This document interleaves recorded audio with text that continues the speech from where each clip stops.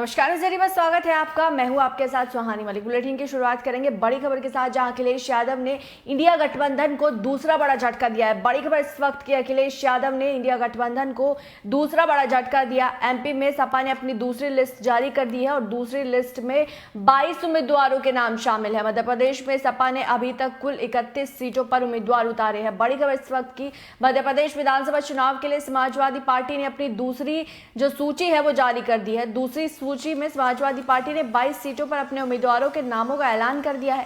पहली सूची में समाजवादी पार्टी ने 9 सीटों पर उम्मीदवार उतारे थे और अब 22 सीटों पर घोषित किया है, यानी कि कुल मिलाकर अभी तक सपा ने 31 सीटों पर अपने उम्मीदवार खड़े कर दिए हैं। बड़ी खबर इस वक्त की, जहां समाजवादी पार्टी ने दूसरा बड़ा झटका यहां जो है इंडिया गठबंधन को दिया है। मध्य प्रदेश में अपनी दूसरी सूची जारी कर दी है। बड़ी खबर इस वक्त की, बता दें कि इस दूसरी सूची में सबलगढ़ से लाल सिंह राठौर, जावारा से रीना कुशवाहा, सुमावली से मंजू सोलंकी, दिमनी से रामनारायण सलवार और जतारा से आर बंसल, पृथ्वीपुर से शिवांगी सिंह, जबेरा से ललन लाल यादव, गुनौर से जितेंद्र कुमार सदाहत, चित्रकूट से संजय सिंह, मेहर से चंद्रप्रकाश पटेल और नागौद से रामशरण कुशवाहा, देव तालाब से रामज्ञ सोंधिया, गुड़ से अमरेश पटेल, सिंगरौली से ओम प्रकाश सिंह, बडवारा से कुंती कौल, चौराई से विपिन वर्मा, नरेला से शमसुल हसन, भोपाल मध्य से समा तनवीर और हुजूर से राणा मरण और रतलाम शहर से आफरीन बी को उम्मीदवार बनाया है। यहाँ पर बता दें कि हाल ही में अखिलेश यादव ने एमपी दौरे पर वो गए थे और इस दौरान अखिलेश ने कहा था कि जिन इलाकों में पार्टी मजबूत है वहां पर वो अकेले ही चुनाव लड़ेगी। बता दें कि अखिलेश यादव ने बुंदेलखंड और विद्या क्षेत्र में अपनी पार्टी उम्मीदवारों के लिए प्रचार किया था। इसके साथ ही उन्होंने एमपी में सपा के कार्यकर्ताओं के साथ मीटिंग भी की थी। सपा ने दूसरी सूची में 22 सीटों के लिए अपने उम्मीदवारों के नाम का ऐलान किया। पहली सूची समाजवादी पार्टी ने 9 सीटों के लिए उम्मीदवार घोषित किए थे और अभी तक 31 उम्मीदवार घोषित यहां कर चुकी है। राज्य में एक ही चरण में विधानसभा का चुनाव होगा, यानी कि 17 नवंबर को वोटिंग होगी और 3 दिसंबर को यहां रिजल्ट्स घोषित किए जाएंगे। बड़ी खबर, जहां अखिलेश यादव ने इंडिया गठबंधन को एक दूसरा बड़ा झटका दिया है, जहां अपनी दूसरी जो सूची है वो मध्य प्रदेश में जारी कर दी है समाजवादी पार्टी ने। बता दें कि इससे पहले कांग्रेस और समाजवादी पार्टी के बीच लगातार तकरार की जो खबरें हैं वो सामने आ रही है और मध्य प्रदेश विधानसभा चुनाव के लिए समाजवादी पार्टी ने अब अपनी दूसरी लिस्ट जारी की है, जिसमें 22 उम्मीदवारों के नाम शामिल है।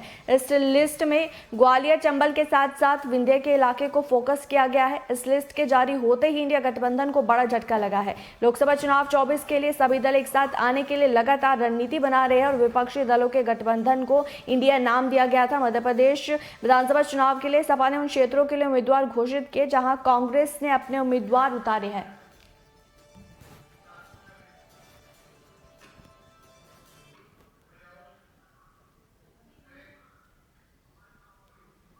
और आगामी 26 अक्टूबर को रालोद मुखिया जयंत चौधरी सरवाना के गांव जबीरन पहुंचेंगे, जहां वो सिल्वर मेडल विजेता प्राची चौधरी को सम्मानित किएंगे। गांव में आयोजित सम्मान सभा को भी रालोद प्रमुख यहां संबोधित करेंगे। इसके लिए रालोद कार्यकर्ता तैयारियों में जुट गए हैं। बता दें कि सरवाना के गाँव जबीरन निवासी प्राची चौधरी ने बीते एशियाई खेलों में 4 गुना 400 मीटर रिले दौड़ में सिल्वर मेडल जीता है। वहीं प्राची के सम्मान में आरएलडी की ओर से एक सम्मान सभा का आयोजन किया जा रहा है, जिसमें रालोद प्रमुख जयंत चौधरी भी शिरकत करेंगे। प्रदेश महासचिव धीर सिंह और जिलाध्यक्ष राव किशन ने बताया कि सम्मान सभा में रालोद जो सुप्रीमो है वो यहां लगभग 10:30 बजे पहुंचेंगे और कार्यक्रम की तैयारी शुरू कर दी गई है। एक विशाल यहां जो सभा है उसको भी यहां जयंत चौधरी संबोधित करेंगे। सहारनपुर से बड़ी खबर इस वक्त की। बता दें कि इससे पहले मेरठ में भी खिलाड़ियों को लेकर एक सम्मान सभा का आयोजन किया गया था, जिसमें जयंत चौधरी पहुंचे थे और इस दौरान जयंत चौधरी के एक बयान ने काफ़ी सुर्खियां बटोरी थी, जहां उन्होंने पीएम मोदी और सीएम योगी को लेकर भी तारीफ की थी और खेल इंडिया का जो एक बजट है उसको लेकर भी उन्होंने बढ़ाने का जो है एक मांग उन्होंने रखी थी। तो अब सहारनपुर में 26 अक्टूबर को आएंगे जयंत चौधरी, जहां विजेता प्राची चौधरी के लिए एक सम्मान समारोह का आयोजन किया जाएगा। तो जयंत चौधरी अब 24 को लेकर भी पूरी तरीके से जो पश्चिमी यूपी है उस पर फोकस है और यहाँ जो नब्ज टटोलने का काम जयंत चौधरी कर रहे हैं, लगातार माहौल बनाने की कोशिश कर रहे हैं। युवाओं पर ज़्यादा फोकस है आरएलडी का और इसी के तहत खिलाड़ियों को हमेशा से आरएलडी सपोर्ट करती है, चाहे वो पहलवानों का धरना हो, क्योंकि इससे पहले जब महिला पहलवानों ने ब्रजभूषण शरण सिंह के खिलाफ दिल्ली में धरना प्रदर्शन किया था, वहाँ भी जयंत चौधरी ने पहुँचकर उसे अपना समर्थन दिया था। मुडलाना में महापंचायत में भी जयंत चौधरी पहुँचे थे और अब मेरठ में इससे पहले एक सम्मान समारोह का आयोजन किया गया था जिसमें जयंत चौधरी पहुंचे थे, खिलाड़ियों को सम्मानित किया था, उन्होंने मुलाकात की थी खिलाड़ियों से। अब सहारनपुर में भी 26 अक्टूबर को जयंत चौधरी पहुंचेंगे और जो विजेता है प्राची चौधरी उन्हें सम्मानित करेंगे। बड़ी खबर इस वक्त की।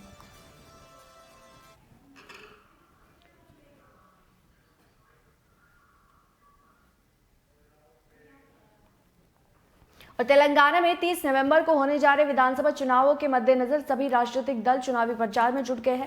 कांग्रेस नेता राहुल गांधी और प्रियंका गांधी ने राज्य में एक बस यात्रा शुरू की। मुलुगु में चुनावी सभा को संबोधित करते हुए कांग्रेस नेता प्रियंका गांधी ने कहा कि एससी को 18% और एसटी को 12% आरक्षण दिया जाएगा। उन्होंने कहा कि अगर हमारी सरकार यहाँ बनती है तो हम फ्री में स्कूटी महिलाओं को देंगे और किसानों को 2 लाख रुपए देने का भी ऐलान यहाँ प्रियंका गांधी ने मंच से किया है। सुनाते हैं आपको।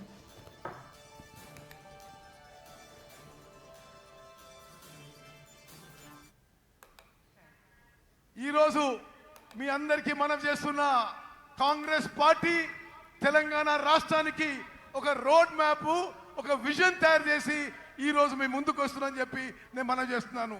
आपके लिए गारंटी लाए हैं। गारंटी क्या है? गारंटी वो चीजें हैं जो हम आज आपको बताना चाहते हैं कि हम आपके लिए करेंगे। और जितने भी कांग्रेस के प्रदेश हैं जिनमें हमने ऐसे गारंटी सामने रखे, उनमें हमने वो काम अभी से शुरू कर लिया है। మీ ముందుకి 6 గ్యారెంటీలు తీసుకొస్తున్నాం। గ్యారెంటీలు అంటే ఏంటిది? మేము ప్రభుత్వంలో రాగానే తెలంగాణ ప్రజలకు ఏమేం కార్యక్రమాలు చేయబోతున్నామో మరో విషయం మీకు చెప్పాలి। ఏ రాష్ట్రంలో మేము అధికారంలో వచ్చినా మేము ఇచ్చిన హామీలు గ్యారెంటీలు అమలు చేసి చూపెట్టామని చెప్పి నేను మనవి చేస్తున్నాను। मेरी बहनें यहाँ बैठी हैं, आप दिन रात मेहनत करती हैं, मैं जानती हूँ, और पूरे समाज का जो बोझ है आप अपने कंधों पर लेते हैं। बच्चों की परवरिश, घर की देखभाल, उसके साथ साथ बाहर जाके काम करना, खेती में मेहनत करना या कोई नौकरी हो तो वहाँ नौकरी करना, ये सब आप करती हैं। और आज आप कितनी महंगाई का सामना कर रही हैं, चाहे गैस का सिलेंडर हो, चाहे तेल हो, चाहे कुछ भी हो। जब आपको खरीदने जाना होता है तो आपको 10 बार सोचना पड़ता है कि हम ये खरीद पाएंगे, घर ला पाएंगे कि नहीं। कोई घर पे बीमार पड़ता है तो आपके दिल में ये बात आती है कि दवाइयाँ कैसे खरीदेंगे, उनका इलाज कैसे करवाएंगे। అక్కలు చెల్లెలు మీ జీవితాలు ఎంత కష్టంగా జరుగుతున్నాయో నాకు తెలుసు। మీరు పిల్లల్ని పెంచాలి, ఇంటి పని చూసుకోవాలి, వ్యవసాయం పని చూసుకోవాలి, ఎవరైనా బయట కూడా పని చేస్తుండొచ్చు। మీరు ఇన్ని పనులు చేస్తూ ఈ ధరల పెరుగుకి తట్టుకోలేకపోతున్నారు। గ్యాస్ సిలిండర్ ధరలు పెరుగుతున్నాయి, అన్ని ధరలు పెరుగుతున్నాయి। మీరు ఇంటికి ఏ సామాను కొనాలన్నా మీకు చాలా కష్టతరం అయిపోతుందని చెప్పి మేము గమనిస్తున్నాము। और ये सब मेहनत, ये संघर्ष, इन संकटों का सामना आप इसलिए करती हैं ताकि आपके बच्चे बड़े होकर अपना भविष्य बना पाएं। మీరు అంతా ఎందుకు కష్టపడుతున్నారు? और खबर कन्नौज से है, जहां सपा नेता और पूर्व विधायक अनिल दोहरे के शांति पाठ में शामिल होने के लिए सपा प्रमुख अखिलेश यादव यहां पहुंचे थे। इस दौरान उन्होंने बीजेपी सरकार पर जमकर निशाना साधा। कहा कि समाजवादी लोगों ने इस बार इतनी तैयारी कर ली है कि बीजेपी के लोगों को बुरी तरीके से हराएंगे। क्या कुछ अखिलेश यादव ने यहाँ कहा है, सुनिए।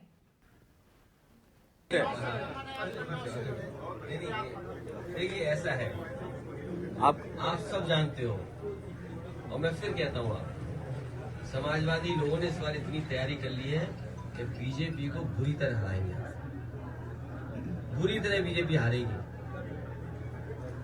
आज आप बताओ बीजेपी ने क्या काम किया? क्या ये कन्नौज से तिरवा सड़क 4 लेन बनाई उन्होंने? क्या फ्लाईओवर बनाया उन्होंने? क्या यहाँ का अस्पताल ठीक कर दिया? क्या यहाँ की डायलेंडेड ठीक कर दी? क्या एम्बुलेंस ठीक कर दी? कार्डियोलॉजी डिपार्टमेंट हो सकता है अभी कुत्ते घूम रहे हो। आप अस्पताल में जाओ, मैं दावा करता हूँ सांड मिलेगा या कुत्ता मिलेगा? हो सकता है दोनों मिले। तो सोचिए आप, एक अच्छे हॉस्पिटल का, एक अच्छे मेडिकल कॉलेज की स्थिति क्या कर दी आपको कार्यक्रम करना है तो वही ऑडिटोरियम चाहिए आपको मेडिकल कॉलेज का। अरे आपको आपकी आइडियोलॉजी का ज्ञान बांटना है तो आपको ऑडिटोरियम चाहिए, लेकिन आपको अपनी जान बचानी है उसके लिए बजट नहीं देंगे आप। क्या आपका कैंसर वाला डिपार्टमेंट चालू हो गया? और आपको हम बताएं, जिस मिल्क प्लांट का उद्घाटन की पटिया पर प्रधानमंत्री जी का नाम लिखा हो, हेमा मालिनी जी का नाम लिखा हो, क्या हेमा मालिनी जी उमरना आई है कभी? बताओ आप।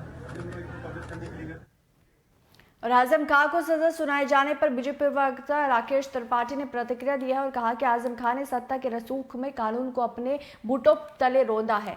पाप का घड़ा एक न एक दिन भरता जरूर है। आजम खां ने जो बोया था वही काट रहे हैं। आज हमको सजा मिलने से सामान्य लोगों को कानून में भरोसा है और मजबूत है। आज उनको सजा मिलने से समाजवादी पार्टी के लिए एक करारा तमाचा है। अपने किए की सजा मिल रही है। एक पुरानी फिल्म का गीत है कि जो बोएगा वही पाएगा, तेरा किया आगे आएगा। आज आजम खान को उनके तमाम कर्मों की सजा मिल रही है। डॉक्यूमेंटल एविडेंस के आधार पर कोर्ट ने परीक्षण करके सुनवाई का अवसर देने के बाद आजम खान को सजा सुनाई है और आजम खान को आज सजा सुनाए जाने से लोगों का कानून में भरोसा और मजबूत होगा और समाजवादी पार्टी के लिए भी करारा तमाचा है कि ऐसे आपराधिक प्रवृत्ति के लोगों का संरक्षण करना अब बंद करें। सत्ता के रसूख में आज सजा मिल रही है। डॉक्यूमेंटल एविडेंस के आधार पर कोर्ट ने परीक्षण करके सुनवाई का अवसर देने के बाद आजम खान को सजा सुनाई है और आजम खान को आज सजा सुनाए जाने से लोगों का कानून में भरोसा और मजबूत होगा और समाजवादी पार्टी के लिए भी करारा तमाचा है कि ऐसे आपराधिक प्रवृत्ति के लोगों का संरक्षण करना अब बंद करें।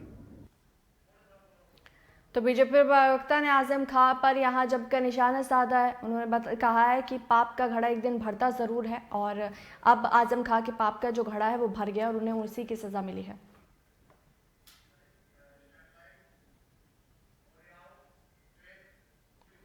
और समाजवादी पार्टी के राष्ट्रीय महासचिव आजम खां, उनकी पत्नी और उनके बेटे को रामपुर की एमपी एमएलए कोर्ट ने 7-7 साल की सजा सुनाई है और जेल भेजा है। इसी बीच यूपी सपा प्रदेश अध्यक्ष नरेश उत्तम पटेल ने बड़ा बयान दिया है। उन्होंने कहा कि बीजेपी ने जानबूझकर आजम खां और उनके परिवार को फंसाया है। सुनिए। खां को एक बार फिर से दोषी करार पाया गया है और कोर्ट न्यायालय ने उन्हें उनके बेटे को 7-7 साल की सजा दी। अभी मैंने भी सुना है कि देखिए, मोहम्मद आजम साहब समाजवादी पार्टी के राष्ट्रीय महामंत्री, इस देश के बड़े नेता हैं। आजम साहब लोकतंत्र की रक्षा के लिए लगातार पार्लियामेंट से लेकर सदनों में बोलते रहे हैं, लगातार आजम साहब बोलते रहे, लेकिन भारतीय जनता पार्टी को उनके द्वारा कही हुई बातें खराब लगती हैं, क्योंकि भारतीय जनता पार्टी का लोकतंत्र पर विश्वास नहीं है। लोकतंत्र तो वो है जो पक्ष और विपक्ष के बीच में संवाद हो और संवाद से ही लोकतंत्र मजबूत हो। लेकिन जानबूझ करके भारतीय जनता पार्टी आजम साहब और आजम साहब के परिवार को, उनके समर्थकों को, समाजवादी पार्टी के कार्यकर्ताओं, नेताओं को सबसे ज्यादा उत्पीड़न का शिकार बना रहे। इससे लोकतंत्र का अच्छा स्वास्थ्य नहीं आएगा। जिस तरह से पूरे प्रदेश में बुखार का प्रकोप चल रहा है, क्या मांग?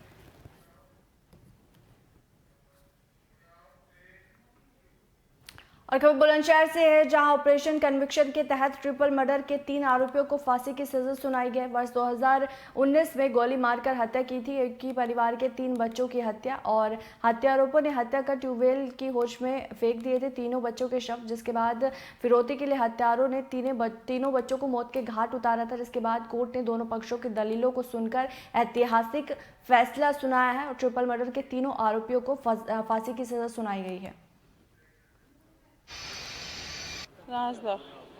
किस तरीके की घटना हुई थी? क्या सर, मैं रमजान अफ्तार में ही आई, भैया के भतीजी को उठाया, साथ में मेरा भैया खेल रहा, मेरे भैया को भी ले गए और इन्होंने जिस तरह से मेरे बच्चों को, तीनों को, मासूमों को मारा। सर, मैं इतना ही बोलूँगी, मुझे इनकी तीनों की फांसी चाहिए।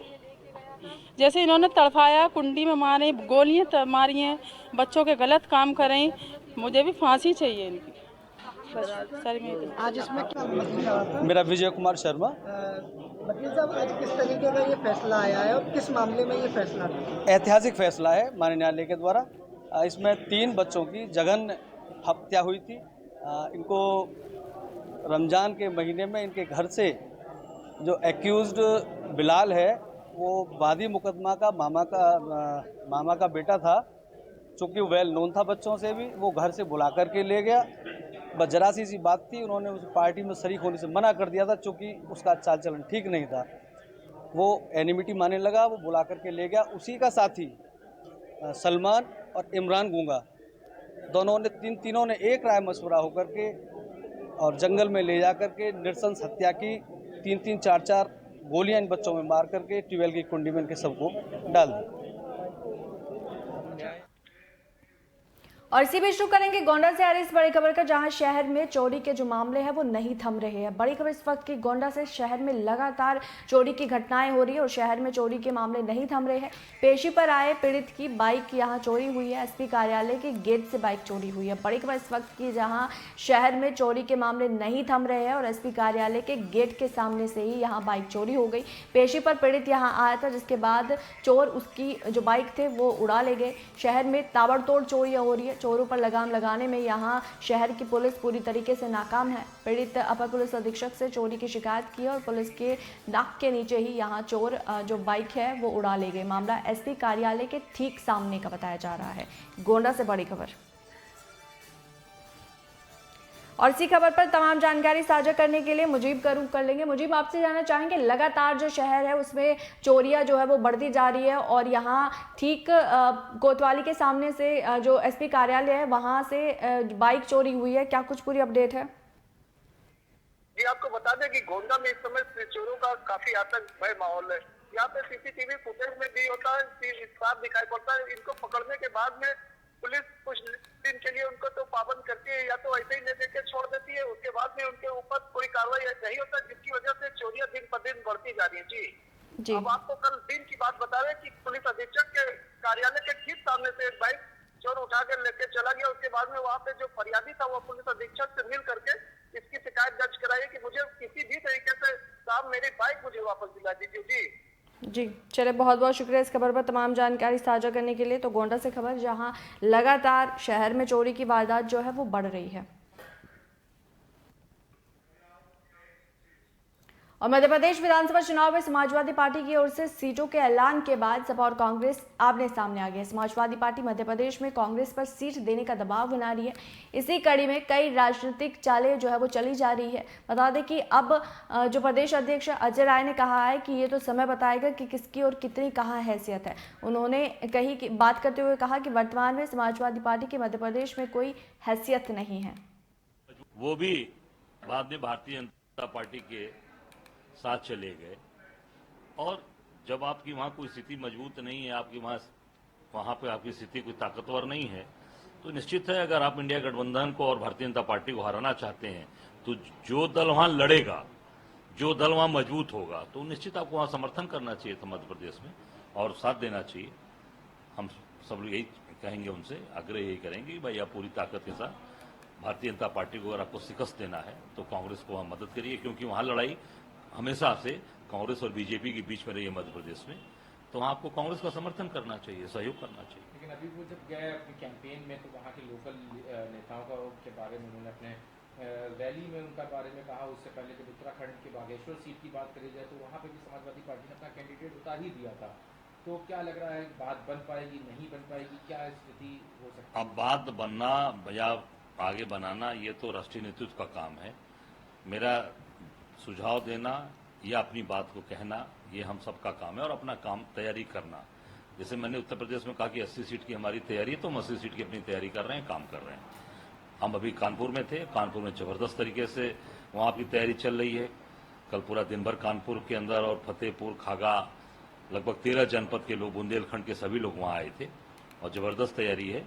हम अपनी पूरी 80 सीट की तैयारी कर रहे हैं। वो यही कह रहे हैं अखिलेश यादव की राज्य स्तर पे भी कांग्रेस अपनी दावेदारी कर रही है। और इसी में शुरू करेंगे गोंडा से आ रही इस खबर का, जहां गन्ने के खेत में मासूम बच्ची का शव मिला है। बच्ची के परिजनों ने हत्या का आरोप लगाया है। फॉरेंसिक टीम सहित पुलिस जांच पड़ताल में जुटी है। गोंडा से खबर, जहां गन्ने के खेत में एक मासूम बच्ची का शव मिला है और बच्ची के परिजनों ने यहां हत्या का आरोप लगाया है। फॉरेंसिक टीम सहित पुलिस फिलहाल जांच पड़ताल में जुटी है। 2 दिन पहले गायब हुई थी 22 माह की मासूम बच्ची, जिसका शव गन्ने के खेत से बरामद हुआ है। और बता दें कि 2 दिन पहले घर पर खेल रही थी, जिसके बाद से रहस्यमय ढंग से वो गायब हो गई। घटनास्थल का डॉग स्क्वाड और फोरेंसिक टीम सहित पुलिस टीम ने जायजा लिया। जिले के थाना खोहरा क्षेत्र के केशवनगर ग्रांट का ये पूरा मामला बताया जा रहा है।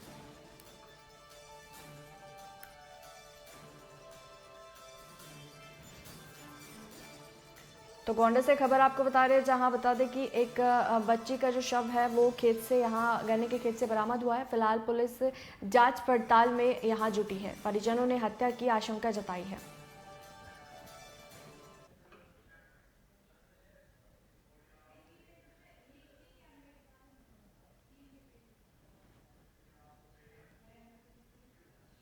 तो फिलहाल इस बुलेटिन में इतना ही। देश और दुनिया की बाकी तमाम खबरों के लिए बने रहे न्यूज़ 18 के साथ। मुझे दीजिए इजाजत। नमस्कार।